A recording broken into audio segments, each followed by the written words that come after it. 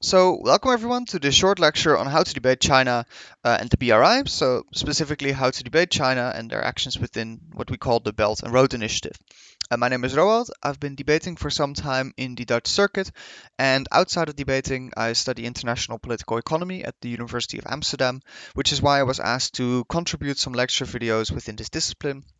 And one of these, or the first one, is how to debate China's intentions and actions within the Belt and Road Initiative. So what I'll discuss is I'll discuss what we even mean with the BRI, why you often need to understand the BRI in debating, and then I will give you a theoretical framework um, about the BRI, and I'll show you how you can apply this to the two rounds where you have to argue about China's international intentions and how you can use that theoretical framework to both mech out the China is relatively bad internationally side and decide China is economically internationally relatively good. Now, I will note before we start that this video can't go in as much detail as may be possible. So if there are any questions about the analysis I explain here, or in more general questions you have about motions or analysis you've come across, please either put it in the comments or send me a DM on Instagram or LinkedIn. I'll be happy to respond in more detail. Now, first then, what is the BRI? So the BRI stands for Belt and Road Initiative. It is a project that started in 2013. It was started by the Chinese government, and in general, it is a project to develop the global economy and global infrastructure. So the Chinese government does this through direct projects, they do this through loans to other countries, and they do this through joint ventures. So joint ventures are when, for example, a Chinese company and a Belgian company would cooperate to build a certain factory that they would then collectively own, right? So there are a bunch of different ways in which this can be done, but generally they develop the global economy and especially global infrastructure. So, for example, railroads, ports, trading hubs, etc. If you count the number of countries that are involved with at least one of these projects, it currently involves 75% of the world's population and nearly half of the world's GDP. So this is quite a sizable project. It is a bit hard to figure out what exactly we mean with the BRI because the Chinese government isn't completely clear on it themselves. So often it is hard to see whether projects that the Chinese government is developing are actually part of the BRI and how much money is involved. But some examples are a deep sea port in Algeria, an industrial complex in Ethiopia, a bunch of mining projects in Central Asia, and hydro dams in Argentina. So this really is an initiative that's really spans the globe, right? So to illustrate this a bit further, I have a map here which shows you basically the main hubs of the Belt and Road Initiative, and you see also what I failed to mention on the previous slide, it is split in the Silk Road Economic Belt and the Maritime Silk Road. So the Silk Road Economic Belt goes over land, and the Maritime Silk Road goes over sea. And so you see they develop a bunch of transport hubs in Nairobi, in Ulaanbaatar, in Rotterdam as well. And throughout these hubs and across these corridors, so to say, they develop industry. They develop factories, they develop mining, etc., etc. So you see that this is not just contained to Europe or Asia. This also goes to Africa. This also goes into South America, which is why often there are spillovers of the BRI into motions, for example, about South America and China. Now, why is it useful to know about and analyze the Belt and Road Initiative in debating? So, there are a bunch of motions that talk about China's economic behavior in the international dimension. So, for example, this House regrets the villainization of China in Western politics. This House supports China's increasing presence in Africa. This House supports the active expansion of the Shanghai Cooperation Organization.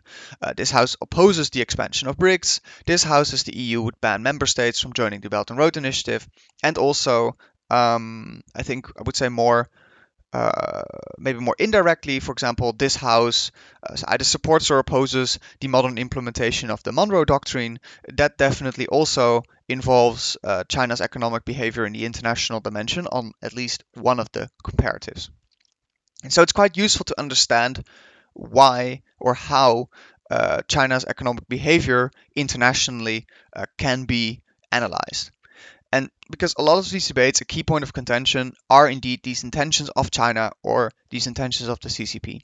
And internationally, these economic intentions often boil down to two sides, especially in rooms that haven't done, hours of matter filing. They're basically two sides. On the one side, you have people saying China is a economically bad actor because they try to economically dominate other countries. They do debt trap diplomacy, etc., etc. I'm sure that especially the last part, the debt trap diplomacy, you've probably heard in a round about China because it's a very easy intuition pump to hit your opponents with, right? But then on the other side, you also have people arguing, no, China is economically actually good internationally because they help to economically develop other countries, which provides a win-win, etc., etc. And I hope you notice that the foundations for these arguments are very shallow and asserted, right? So basically, the China bad case just often says, China is tries to economically dominate other countries because they can and they like power and they want to dominate the world. And then the China good side says, no, China isn't like that. China just cares about ensuring a win-win outcome. They want to help everyone develop. And, all around the government is just nice people. I really hope you see that this is very much asserted, and in a better room will often lose to teams who provide an actual nuanced analysis. And so this workshop is meant to provide you with a nuanced framework that, interestingly, you can work out for both sides. So the framework can be used to explain both China bad and China good. And when I say China bad, China good, I use this as a shorthand to say relatively bad compared to whoever would be the big country in the counterfactual, or relatively good, right? So this is not really any kind of normative statement necessarily on China as a whole, to just get that out there. For last thing on this slide is for the people that are a bit more in IR theory, you will recognize that the underlying foundation for the China bad case is often a realist paradigm, and the underlying foundation for the China good case is often a liberal paradigm. And the theoretical framework I'm giving you today is kind of an intersection between realism and liberalism. So I think also if you're academically interested in IR, this is quite an interesting lecture video. So let's now actually move on to the kind of the actual theoretical framework that I'm going to be using to analyze the underlying intentions of the Belt and Road Initiative. So it's mostly taken from these three sources. Feel free to read them on your own time. They're all very interesting. I would say that Amine is a bit more detailed version, and Hung is a more summarized version. So if you want to know more about these things, feel free to read these. So the basics of this theory, what I'll basically do is I'll explain the theory first, and then I'll explain how to apply it in debating, because the theory is a bit complex, and not everything is really necessary to convince a BP judge. But I want you to understand the full picture. So I'll do that first, and then I'll explain how to specify it further to a BP debate. So the basics of this theory goes as follows. So firstly, we should consider countries to be what's called state market complexes. So it is a complex of a state and a market. And these two parts together shape the country, shape society. And it's very important that these two parts are interdependent. So it doesn't really make a lot of sense to analyze intentions of the state or actions of the state without considering the market. And it doesn't really make a lot of sense to analyze intentions and actions of actors within the market without considering the state power. Put shortly, it's not only the state who influences the nation. These SMCs, so state market complexes, they function through two logics of power. So on the one hand, we have the capitalist logic of power. This logic supports borderless capitalist value creation. So what this basically means is we want a one big global world economy where there are completely no regulatory interventions to the power of corporations, because that is the thing that stimulates the highest value creation. Secondly, then, there's a territorial logic, which supports the strength of the national political economy. So not necessarily the general global, global economy. These logics are co-constituent, which means they rely on each other, but they're also often contradictory. So, for example, firstly, co-constituent, in order to strengthen the state, if you want to have, the territorial logic of having a strong national political economy, you need to economically develop and employ capitalism, because this is basically the social system that's going to give you the most funds, the most money in order to develop your nation, to extract the most taxes, right? The other way around, if you want the capitalist logic, if you want like capitalist value creation, you need the territorial logic. Companies basically don't work without contracts, without courts to arbitrate between business conflicts. So the territorial logic, the power of the state, ensures that corporations can actually succeed in creating capitalist value. So, this is why they are co-constituent, but they're also often contradictory because stimulating capitalism leads to increased international activity, right? If we want to stimulate global value creation, at a certain point, we also have to stimulate companies going abroad, companies investing abroad, etc., etc. So we create multinational enterprises, right? But doing this often weakens the nation state. For a bunch of reasons, it weakens the nation state because these companies grow bigger, which means they have increased lobbying power to, convince the government of their demands. They also are more able to do tax evasion because they work in different kind of national spheres, which makes them easier to move their assets around and prevent them from being taxed. And they also just simply have less regulatory power. If a Dutch multinational enterprise, is built up in the Netherlands, but then moves mainly abroad, this means that the Dutch government has less power to regulate them, right? So stimulating the capitalist logic often also leads to a decline in the territorial logic. But on the other way around, the capitalistic logic also often creates threats to the territorial logic in general through economic crises. So not just through lobbying or tax evasion, but also just through the fact that capitalism tends to create economic crises, which then threatens the territorial logic and requires state intervention. And also, you can also see this contradictory in the other way around. For example, if you were to increase the territorial logic, you increase the power of the national state. This may often go against the interest of the capital logic because it often means that you have to limit the actions of these multinational enterprises, right? I think the most important part I want you to remember from this slide is that the capitalistic logic is required for the power of the state, but often it creates threats to the territory, so the territorial logic, through, for example, economic crises, which then require state intervention. So, applying this general kind of theory to China and the BRI. So, China wants to develop their nation, right? Since, basically since the Communist Revolution, but especially since Deng Xiaoping in the 90s, they've been looking to economically develop their nation, and to that extent, they have stimulated capitalistic development, right? So they've pushed for the capitalistic logic to increase the value creation and to increase the strength of the nation.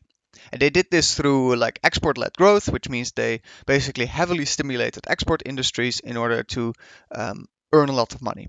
And of course, these exports led to an inflow of foreign currency. Right? So if these companies exported to the US, they received a bunch of dollars in return for their exported goods. Now, China is a closed financial system, which means that citizens are not really allowed to hold foreign currency. And so when these companies received foreign currency, the Chinese central bank took in that foreign currency and gave these companies renminbi, so yuan, the Chinese currency, in return. So if you earned $100, they took those $100 and gave an equivalent with the relevant exchange rate in yuan back to these companies.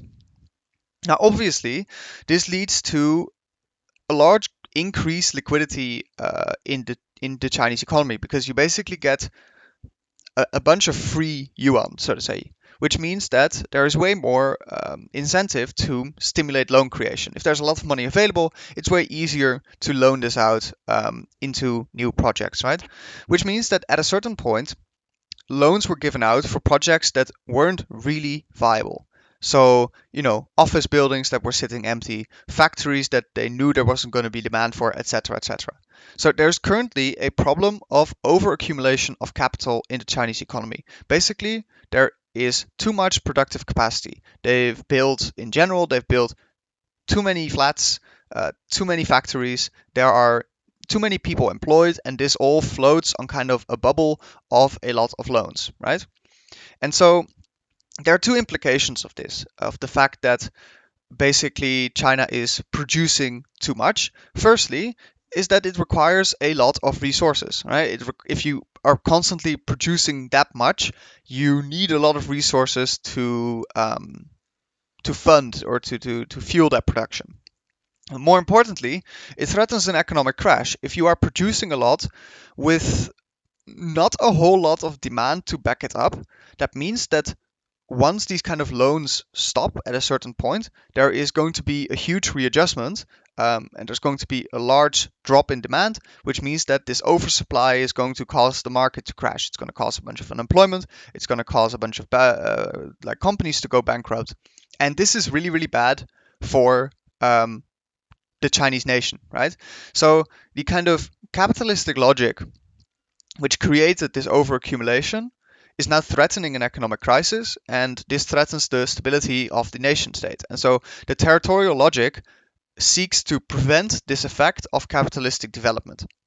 And so what this does is they seek what's called a spatial fix. Basically, the idea is, oh well, if we have too much production capacity here and too little demand in China, we just move production capacity abroad and simultaneously develop demand there, because that then prevents um, the market from crashing here, kind of.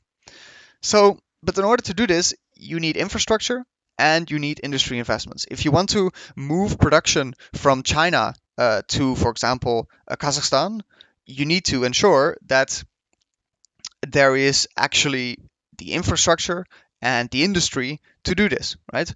If you want to ensure that Kazakhstan citizens will buy your Chinese products, you need to increase the income and demand in that region. And so this explains, according to this theoretical framework, this explains why China is doing the Belt and Road Initiative. They're doing it to correct for the overaccumulation caused by their export-led economy. Now, this is interesting because why doesn't just every country do this? Like if there's a crisis, which crisis is often of overaccumulation, why doesn't just every country move their production abroad? I think China has a unique capacity to do this compared to other countries, precisely because they are state-led. So the Chinese government can access and coordinate huge funds, which makes it way easier to move factories abroad and to construct the infrastructure abroad. So this is kind of the whole theoretical framework and how you should apply this to the BRI and how you should interpret why the Chinese government in 2013 up to now started this project. But this is quite complex to explain, especially if you only have 7 minutes and you need to develop other parts of analysis. So I want to explain to you now how you can apply this into a debate, how you should tell this to a judge so that it's still intuitively appealing. So I think a few steps to this. Firstly, just tell the judge China aims to develop economically. I think this is a relatively well-known fact. You can explain this by saying to gain power or prestige, especially after the what's called the century of humiliation. So China used to be this very powerful empire, and then around the 19th century, colonialism basically caused a century of humiliation where China was severely weakened. Once that was over, after the communist revolution, the idea was that this can never happen again and we need to become more powerful. And part of this is to develop economically. Now, secondly, this leads to capitalist development. The intuition pump here is that basically China only started to get rich after Deng Xiaoping liberalized, to a certain extent, the economy, right? Again, I also think this is a relatively well-known fact, not necessarily Deng Xiaoping, but just the fact that capitalism tends to grow your economy is, I think, a rather intuitive point. Thirdly, then, you can say this leads to overaccumulation. This capitalist development led to overaccumulation. Now, you can make it like I did previously by saying, okay, look, this happened because there was a lot of increased liquidity in the economy, which led to a lot of increased loans. This increased liquidity was caused by the export-led growth strategy. You can do that. You can also pull maybe a bit of a scam and say, look, this led to overaccumulation because economies just tend to do that. I think the intuition here is to point to general business cycles. The economy always goes up and down, so it's not that weird that after some time of economically developing, China reached a point where there was a risk of the economy going down. And economy going down basically always means overaccumulation, because it means that the demand goes down, and if the supply stays the same, this means that you have kind of overaccumulated productive capacity in your economy. Now, the fourth point is to say, okay, well, overaccumulation without intervention leads to an economic recession, because it means that as demand goes down, companies who can't sell their products anymore go bankrupt, people get fired. If those people get fired, then they can't, buy other products anymore, which means that this kind of cycle self-reinforces, and that often leads to an economic recession. Then you can explain, well, this hurts Chinese citizens, especially also hurts Chinese prestige, because the whole goal of China is to develop economically, and this also really harms support for the CCP, considering they get a lot of their legitimacy from the fact that China is now a global power and is, economically as powerful as the Western nations that colonized them, 100 years ago. And so the Chinese government has an incentive to prevent this, right? To prevent this economic crisis. The fifth point is then to explain that the Chinese government also has the capacity to do this because their economy is state-led. So they have the capacity to prevent an economic recession. And then sixthly, you can say that in response to this, because they have incentive and capacity, the Chinese government will expand abroad to, one, get their resources to fund their industry, right? So get the resources they need to fund their kind of industry that's functioning too quickly. Secondly, find the demand to fund its industry, because if domestic demand is lagging behind, you can solve this by increasing the total demand by increasing demand abroad. And thirdly, you can start up production abroad to prevent further overaccumulation. And then you can say, this is what the BRI is. The BRI is a project to develop global infrastructure, to develop the global economy, which does two things. One, it increases the demand in foreign countries for Chinese products. And secondly, it increases or it moves productive capacity from China to these countries. And then you can just say, this is what the BRI is, without any kind of normative statements attached to that, whether that is good or whether that is bad. Then the question is, because obviously we have to say that China is, in these motions, we often are forced to argue that China is economically a good actor, or economically a not so good or bad actor. How do you use this kind of case to work out then that China is indeed a good actor? So you can then say, well, look, if you have an opposition that argues, oh, China is evil because they want world domination and they do debt trap diplomacy, etc., you can just say, well, look, panel, they don't actually provide you any foundation for this argument besides saying they're evil, which, is never really a good analysis. And then you give your BRI analysis and say, well, the reason that China is therefore investing abroad is not some kind of evil conspiracy to gain world domination. Instead, it's, just a way of preventing an economic crisis in their own country. And then you can say, well, actually, they then may care actually more about these countries, because they not only seek to get resources from this country, but they also seek to improve and increase their income so that they then buy Chinese goods, right? That's also one of the goals of the Belt and Road Initiative. So then you can say, well, this project is actually a win-win, because it not only seeks to help China prevent an economic crisis, but also seems to help or aim to develop these countries. And then you can intuition this by saying, well, compare this to US interest. If it's about the Middle East, the US interest in the Middle East is mainly about accessing oil, not necessarily about economically developing these countries. And then you say, well, comparatively then, China is actually better. And then you can also make this out further by saying, look, it's not just a win-win because China tries to economically develop the economies of these nations to increase their demand, but there are also probably a lot of spillovers. So it's not just the factory that China builds, it's the railroad that they build to supply this factory, on which probably also other kinds of trains can run. Or when they build a highway for trucks, this is not just for trucks, it's also for personal use, which probably increases economic growth in this country outside of involvement with China, right? Examples of this, the Belt and Road Initiative being generally good, are in Kazakhstan, where a mining industry is able to develop quite well. It's in Indonesia where we have more highways and factories being built. It's Egypt who now has like a free trading zone. All of these things are good, and all of these things are good to the extent that you think that creating economic growth is good. And generally, that is in these debates not really a point of contention. So then you can just say, well, look, all these things are good. Getting help to develop yourself economically is not a bad thing. Then how do you say the China bad case? You say, okay, China does the Belt and Road Initiative in order to prevent an economic crisis at home. They try to stimulate demand in other countries and they try to get resources from there.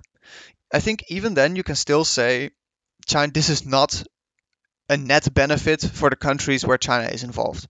So probably you cannot claim that international investments are done to directly influence other countries, to kind of turn them into like vassal states or whatever. But you can still say that the Belt and Road Initiative is a net negative. For example, you could say, well, countries just have little say over how or what part of their economies are developed, right? China wants to build factories that help to move Chinese production abroad. So they're not going to ask that country to say, hey, kind of what would your economic development strategy be? If China wants to move electric vehicle production abroad, then they're going to move electric vehicle production abroad, even if the country would not be interested in that, would not benefit from that.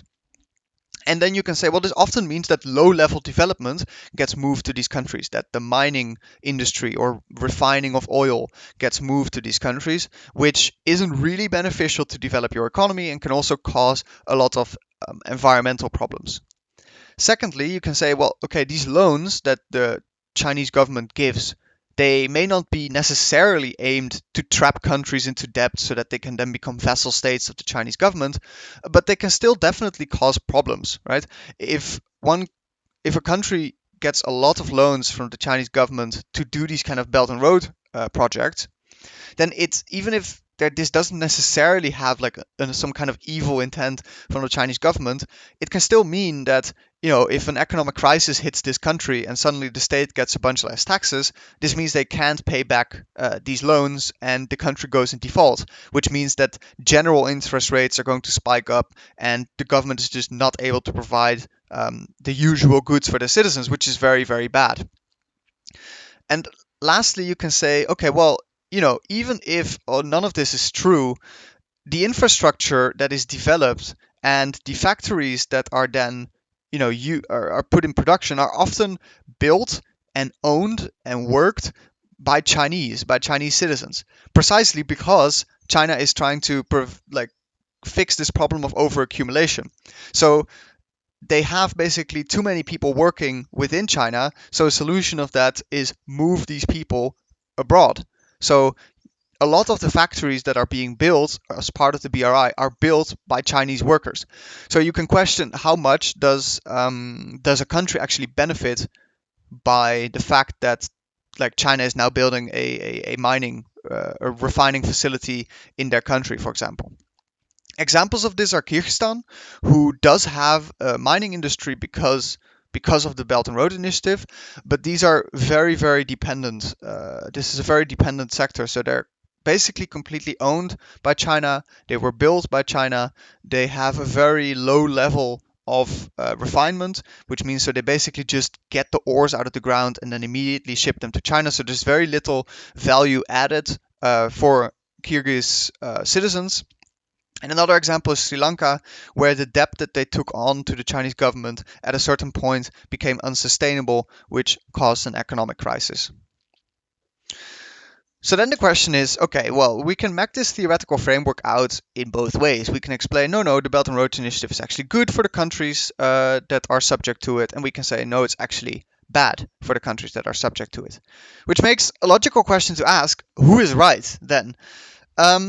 I think this is very much case dependent. I will note, first of all, if your opposing team does not mech this, if they don't explain why China bad or why China good, you can probably get away with just positing either one of the two parts of analysis I've given to you and just say, look, this means they are generally good or generally bad. And then you can just weigh that out and say, we've proven that more than our opposing side has proven the opposite. But if both teams provide quite a nuanced foundation for either good, either bad, so let's say both teams run either the China good case or the China bad case, then I think it is case dependent and it requires weighing. And this weighing depends on the bargaining power of the specific country. Um, and I think the best example here is Kazakhstan versus Kyrgyzstan, because both if I remember, they're actually neighbors. Um, and both have had a development in their mining industry because of the Belt and Road Initiative, but this has happened in very different ways. So as I said before, Kazakhstan actually developed their mining industry, and it's now mainly owned by Kazakh citizens. It is also There's quite a lot of value added in that industry. So it's not just we get the rocks out of the ground, we ship them to China, and that's it. No, in Kazakhstan they get the rocks out of the ground, they refine them, they make products with them, and then they're shipped to China, which means you generally earn more money with it. And then on the other side, Kyrgyzstan, the mines there are mainly owned by Chinese companies. There is very little refinement, which means there's very little value added.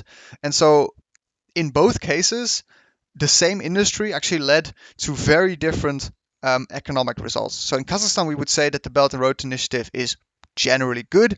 In Kyrgyzstan, we would say it's generally the benefits of economic development are generally very little, and it makes the government or the country very, very dependent on demand from China. And the reason that this difference emerged, it's not a geographical thing because they're neighbors. The reason for this difference is the relative power and bargaining power of this country. So Kazakhstan is quite a relatively rich country. It has quite a lot of the minerals that China would need, which meant that it has quite a lot of bargaining power compared to China. And also because Kazakhstan has quite a lot of trade with the EU, so it has alternatives. Kyrgyzstan, on the other hand, is significantly poorer than Kazakhstan, has less trade alternatives, has less available minerals. In general, it is just less able to bargain for its position with the Chinese government, which means that they are going to lose out, and they're more likely to be on the